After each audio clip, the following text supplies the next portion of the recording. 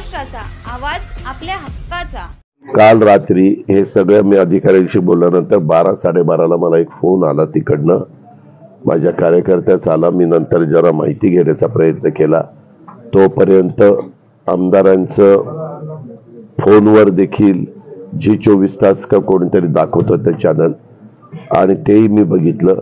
वास्तविक काय नक्की तिथं घडलंय आणि तो अतिशय म्हणजे वैतागलेला माणूस कसा बोलतो तशा पद्धतीनं काही त्याचं वक्तव्य चाललेलं होतं।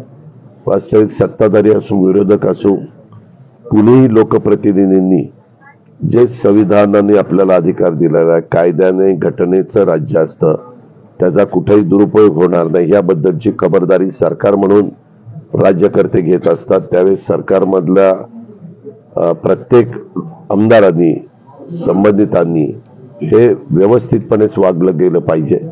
परंतु त्याच्या बोलण्यात फार वेगवेगळ्या गोष्टी आल्यात, त्या रात्री उशिरा मला त्या समजल्यात आणि सकाळी तुमच्या समोर आलं। वास्तविक कुणीही अशा पद्धतीनं कायदा हातात घेण्याचा प्रयत्न करता कामा नये। कायदा हा शेवटी सर्वश्रेष्ठ आहे, सगळ्यांना समान आहे। कॉमन मॅन असेल किंवा वरच्या पदावर कोणी बसलेला असेल तरी देखील त्यांना सगळ्यांना नियम कायदे सारखे आहेत। वास्तविक कुणाच्या बद्दल कुणाची माझी तक्रार असेल तर मी पोलीस स्टेशनला तक्रार केली पाहिजे, रितसर नोंद त्या ठिकाणी केली पाहिजे, आणि पोलीस स्टेशनच्याच आवारामध्ये हे सगळं घडलेलं आहे असं प्राथमिक माहिती मला मिळालेली आहे। मी अजून आज सकाळी पण 1-2 फोन लावले होते, पण ते अवेलेबल संबंधित मला अवेलेबल झाले नाही। मी त्याच्याबद्दल मेसेज टाकलेले। मला ज्यावेळेस तिकडनं अधिकची माहिती मिळेल त्यावेळेस मी रात्री म्हणजे देवेंद्र फडणवीस राज्याचे उपमुख्यमंत्री आणि गृहमंत्री त्यांच्याशी पण बोलणार आहे। मुख्यमंत्र्यांशी संपर्क साधण्याचा प्रयत्न केला, परंतु त्यांचं काल एक छोटं ऑपरेशन डोळ्याचं झालेलं आहे, त्याच्यावर ते काल कुणाला अवेलेबल नव्हते, म्हणजे विश्रांती घ्यायला डॉक्टरांनी त्यांना सांगितलेली होती। पण आज देवेंद्रजींशी आणि बाकीच्यांशी बोलून नक्की काय झालंय, एवढ्या टोकाचे